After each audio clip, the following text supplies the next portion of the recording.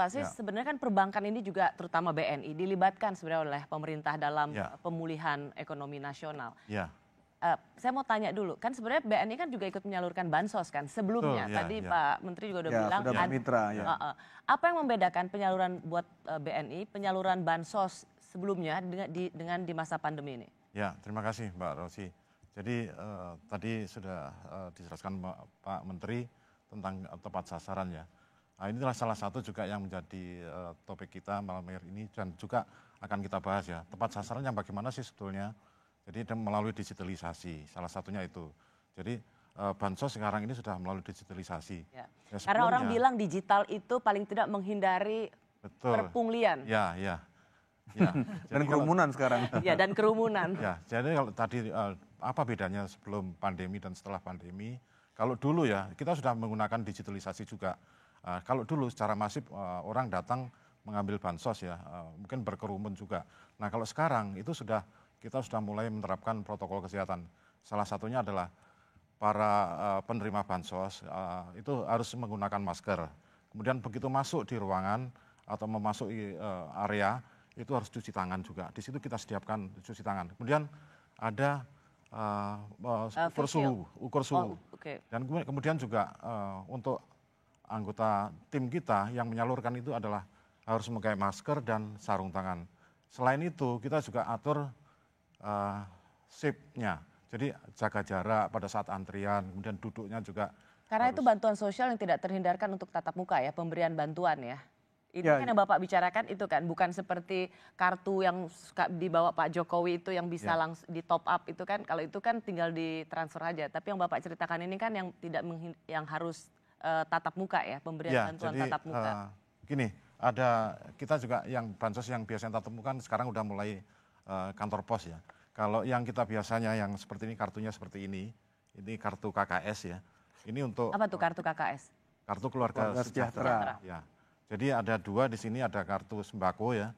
Kemudian manfaatnya kartu sembako dan kartu PKH. Di sini dalam satu kartu ini bisa digunakan multi tujuan bansos itu. Jadi kartu PKH dan kartu sembako bisa jadi hanya satu kartu ini.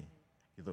Nah, dengan kartu ini maka otomatis penerima setelah kita bagi, mungkin tadi pada saat antriannya ya, pada saat antrian itu kita bagi masing-masing, kita sosialisasi juga bagaimana memanfaatkan kartu ini. Ini adalah salah satu sosialisasi untuk digitalisasi. Kemudian yang kaitannya dengan pengambilan tunai, mungkin ini bisa mengambil di ATM di Agen 46 yang ada di seluruh Indonesia juga bisa. Dan sebelum itu Pak Sis, Pak Ari itu bisa paling tidak menjawab supaya bansos itu benar-benar sampai ke target penerima by name by address. Jadi begini Bu Rosi, saya minta waktu sedikit ya. Jadi di saat normal seluruh program bansos dari Kemensos itu semuanya elektronik. Ya. Dengan kartu itu keluarga penerima manfaat atau KPM program PKH itu bisa datang ke ATM menarik uangnya yang dikirimkan langsung ke rekening penerima manfaat, atau dia juga kalau dia peserta BPNT bantuan pangan non tunai bisa datang ke warung-warung yang menjadi e-warung untuk men-swipe kartu tersebut untuk berbelanja bahan makanan di warung tersebut. Itu pada saat normal. Pada saat COVID ini tetap berjalan, bahkan diperluas. Namun memang ada sebagian kecil daripada bansos khusus ini yang memang kita lakukan seperti contohnya bansos sembako di Jabodetabek. Ini kan karena kita ngirimnya sembako. Kalau itu memang tidak mungkin digitalisasi karena yang menerima itu harus benar-benar yang terdata.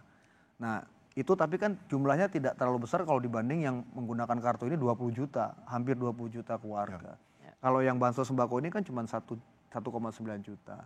Nah jadi relatif lebih manageable lah. Lebih manageable, karena dan ini kan lokalisir hanya di Jakarta dan sekitarnya. Tapi kalau pada saat normal sebelum COVID ini ya semuanya kita lakukan sudah lewat account langsung ke penerima manfaat. Bu. Oke, Pak Sis, digital buat penerima ini kan satu hal yang sebenarnya meringkaskan semua prosedur. Tapi sisi lain mereka keluarga penerima itu kan rata-rata juga bukan yang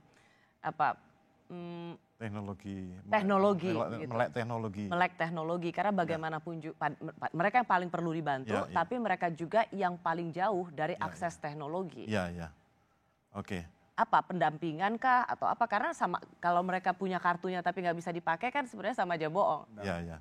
Jadi mungkin kita setiap kali membagikan kartu, kita selalu pendampingan, kita sosialisasi ya.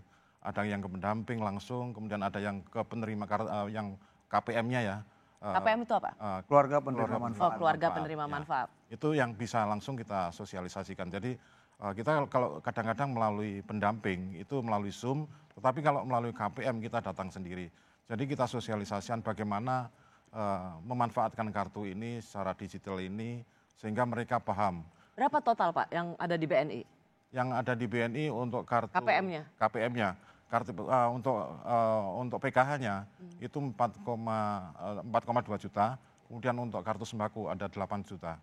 Jadi ini cukup keluarga banyak. Ya. Kita 42% ya dari total Himbara. Terima kasih nih Pak Menteri, kita selalu cepat ya.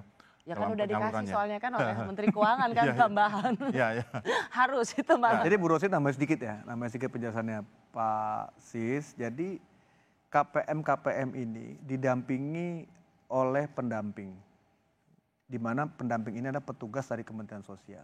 Tugasnya pendamping atau pendamping PKH ini adalah juga antara lain mendidik, menjelaskan kepada KPM ini bagaimana menggunakan kartu tersebut. Kalau dikasih begitu saja pasti mereka nggak ngerti. Ya. Kita bicara di daerah-daerah pedalaman, dusun-dusun yang jauh dari kota, dan mungkin mereka harus 10 km, 20 km ke ATM terdekat misalnya. Iya kalau ada ATM. Ya, makanya tadi Pak Sis menjelaskan ada juga yang istilahnya agen bank. Agen bank ini contohnya misalnya agen BNI, di mana si KPM membawa kartu itu, kalau tidak ada ATM di dekat tempat tinggal mereka datang ke agen bank dan disitulah mendapatkan uang. Di situ kita lengkapi dengan mesin edisi. Ada mesin edisinya. Itulah jawaban bagi mereka keluarga penerima yang karena kita tahu geografis Indonesia begitu luas dan justru mereka yang membutuhkan ini atau keluarga penerima ini berada di area yang sangat remote, jauh terpencil. Itulah jawabannya. Jadi sudah kita sosialisasikan ke agen juga, agen 46 ya. Bagaimana juga untuk melayani para KPM ini dengan baik gitu.